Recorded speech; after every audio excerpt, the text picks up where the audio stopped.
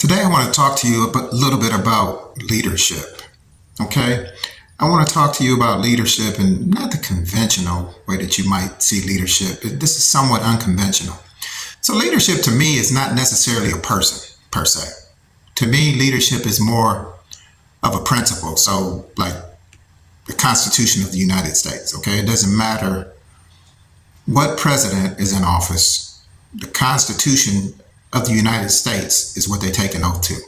All right. But for me, my start of leadership was a little different. Okay. The first leader I ever knew was my mom, my mother. My dad was killed when I was 4 or 5 years old. So my mom was a widow at 25 years old. She was not only a widow, but she had 3 children. Me, my brother Ron, who's 4 years older than me, and my sister Michelle, who's a year and a half older than me. So we lived in a project housing in Illinois, and my mom, she was dealt the task of raising 3 children, and she was able to manage all of the facets and capacities of being a mother at such a young age, and losing her husband, by the way. So to many, that would be considered dysfunctional in a sense, because again, my mom, she was raised by my great grandmother in Mississippi. So she kind of moved around a lot, even as a child. But our parents are usually our first examples of leadership. Okay. Mom and dad, they have a tremendous, influence over our lives. And my mom, I would say she was extraordinary in a sense, because again, when you think about 25 years old with 3 children, and we living in project housing, and the love of her life, which is my dad, was violently killed in Chicago, Illinois. And so my mom took it upon herself to raise her children on her own. Okay. So my brother Ron and I, we both shared a room. We shared a room in the projects. The projects house or apartment that we had was probably about 800 square foot. I mean, it was small. I mean, you had to struggle not to bump into each other in this little small project housing. I don't know if any of you have ever been inside a project housing, but it's like a little box. Okay. But that's the only thing that I knew then. I was a young kid. I was 4 or 5 years old. So that was my first introduction to life. That was my first house I ever lived in. So in our household, the kitchen was like the axis in which our world spun around, So the kitchen had to be cleaned every night. My mom, she worked. So basically she would create a to-do list and put it on the refrigerator.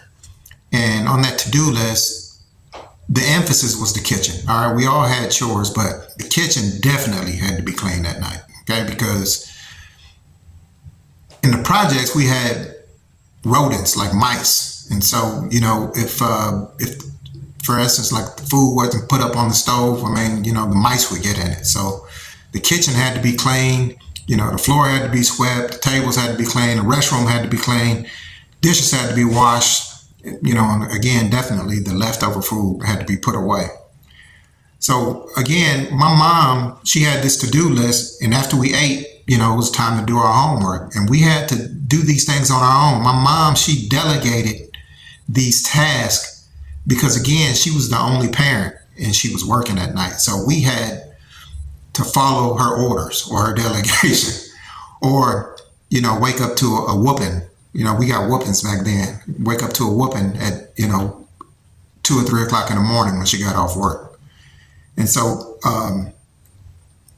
we would pout and we would, suck our teeth and, get upset. But this was the best type of training. We weren't privileged. We had to put in work. My mom, she delegated this work to us. We had to carry out the orders that she delegated. After her morning shift ended, again, the to-do list had to be completed. Looking back now, I'm just amazed that like how my mom was able to do all of this, despite her lack of formal education. My mom didn't have a formal education. As a matter of fact, I think my mom, you know, she only had a high school education, but she was 25 years old and she didn't have any help. She didn't have like the help of her mother. Okay. So my mom, she had to be everything. She had to be a mom. She had to be our teacher. She gave us lectures about, the dangers of our environment. And she, told us about truant behavior, and, when we were young, she would reward us by taking us to places like Great America Amusement Park. And we really had some good times. We used to go-kart riding. We used to do all of those things. And I remember like on holidays, like Christmas and Thanksgiving, my mom used to stay up all night just cooking. She would bake all the cakes. And she would cook the greens and the chitterlings and the sweet potatoes and the macaroni and cheese and the ham, the turkey. I mean, she was a one-woman show. And, that to me was powerful. Then when I was young, I didn't really appreciate it and really didn't understand it, but now I do. I've read a lot of personal development, self-help books. I've written some myself, but my mom was the greatest form of leadership. My mother is the mother of leadership in my life. So I'm just so grateful for that. And I'm so thankful, for that. All right. So anyway, again, in retrospect, leadership is a principle, really. When you create your principles that you live by, it's just really a document that you follow. It's an order that you follow. No matter where the wind blows, you follow those and stay true to those principles.